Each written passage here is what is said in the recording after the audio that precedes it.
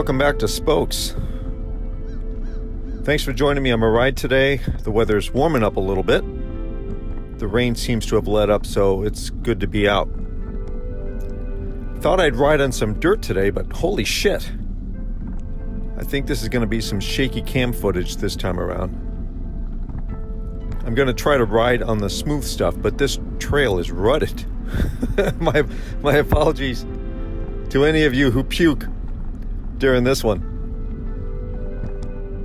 I know I go on and on about cars versus bikes like a broken record, but until drivers stop trying to run us off the road, or people like Whoopi Goldberg shut their pie hole about why bike lanes should be outlawed, I'm going to keep opening my big mouth about it. But did you see this video that was circulating online at the end of last month?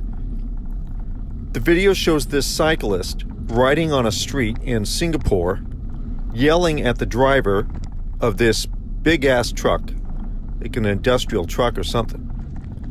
But the driver of the truck turns into the cyclist and tries to knock him off his bike. So the guy gets off the bike and starts to walk away from the truck driver. I don't know if the driver sees this as a retreat or thinks the guy's some kind of a pussy, but he makes the mistake of getting out of his truck and rushing towards this guy carrying a bottle or a hydrant in his hand, like he's going to hit the cyclist with it. So the guy drops his bike, then drops this guy like a 6-inch putt. One swing, it was a left jab, I think, connects with this dude's nose. Driver hits the ground instantly and is holding his broken nose. He's in shock. And the cyclist gets on his bike and then pedals away. Now, you have no idea how batshit crazy cyclists are until you cross one. Now, you can honk, veer into a cyclist, try to run him off the road, scream shit out of your window, all of that. But the minute you get out of your vehicle acting like a tough guy, you better be prepared to party. Some dudes on a bike are already on edge. So this is like inviting an alcoholic to a bachelor party. Some carry mace or pepper spray, which in this case I think would have kept the cyclist out of legal trouble, because I read he's facing possible charges for punching this dude. But so's the driver for exiting his vehicle with a bottle. Pepper spray would have simply been an act of self-defense, not battery. But from what I read, Singapore has a self-defense law that allows the cyclist to defend himself as long as he doesn't do more than the law deems necessary. I think this quick solo punch that broke this guy's nose was about as little as he could have done. It was just so gratifying to watch this guy get his complete clock cleaned after acting like such an asshole. You know, my friends thought I was batshit for putting drops on this mountain bike, but I gotta tell you, this feels incredible. They're flared drops, and the way I have them positioned on this bike gives me complete control of it. The tape is really padded and it feels great on my hands, thick, comfortable. It was a little tricky getting the shifters and the brake levers positioned where I need them, but the whole thing kind of worked out. I could see bike packing on this thing now. But this path, however, has taken a beating from all the rain we've gotten this winter. It used to be really smooth. Now it's a lot more fun to ride on, but I'm pretty sure this is hard for you to watch. I have no stabilization on the GoPro here. I'm doing my best to stay out of the ruts. Hey, speaking of bike packing, I came across this killer short documentary a few weeks ago called Wild Horses. And I posted the video on the blog if you're interested in checking it out. It's a really well done short film about the Silk Road Mountain Race. Like 1,700 kilometers. Self-supported race through Kyrgyzstan with 27,000 meters of climbing. I mean, it's a beast. And the race took some finishers almost 2 weeks to complete. Around 2/3 of the cyclists who started this thing didn't even finish. Have you ever heard of the Barkley Marathon? It's considered the hardest running event in the United States, maybe in the world. This looks like the cycling equivalent to that. I was tapping out just watching these guys suffer. I mean, it looked miserable.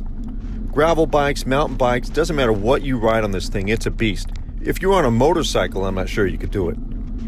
It's cold as the Arctic and then hot as the Sahara. And most of these racers are sleep deprived most of the time. They catch small naps on their bike.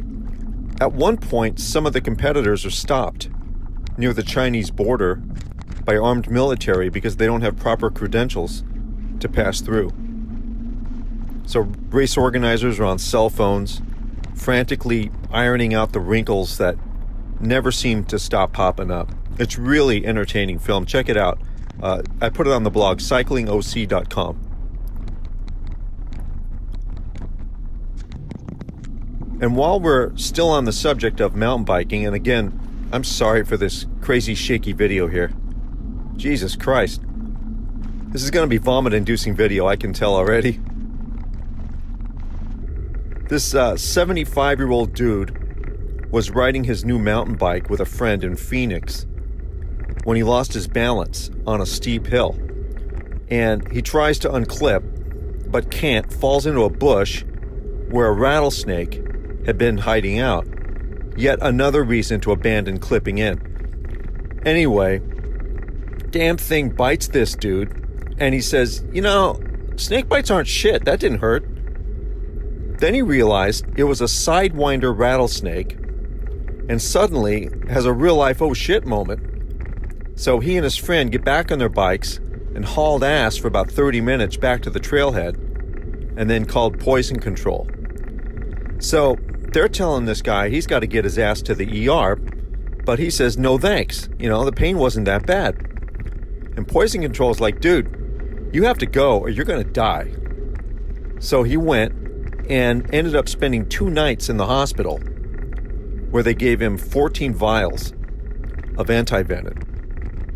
And a few hours after he got to the ER, you know, guess what happened? His leg had started swelling up and it got really painful. I mean, old dudes are stubborn. But this would be my worst nightmare. Being out on the trail, miles from anywhere, bitten by a snake. I ran over a snake on a trail one time. I saw it sliding across the path about 20 yards ahead of me on a downhill. I had nowhere to go to bail out, so I just kept going. I pulled my feet up as high as I could, just in case, you know, I clipped this damn thing and it flew up and it bit me. But I rolled right over that son of a bitch. I turned behind me to see what had happened, and I saw it flopping around in the bushes. I don't know what happened to it. I only know that was the closest I ever got to a snake in the wild, and I don't care to ever go through that shit again. Okay, that's enough for me. Thanks for joining me on my ride today. Hope we can get out to Peters Canyon on this bike, like I wanted to before it burned to the ground a couple years ago. So I look to do that soon. In fact, I'd love to do it, like, today. But until next time, my name is Phil. This has been Spokes. Stay safe out there.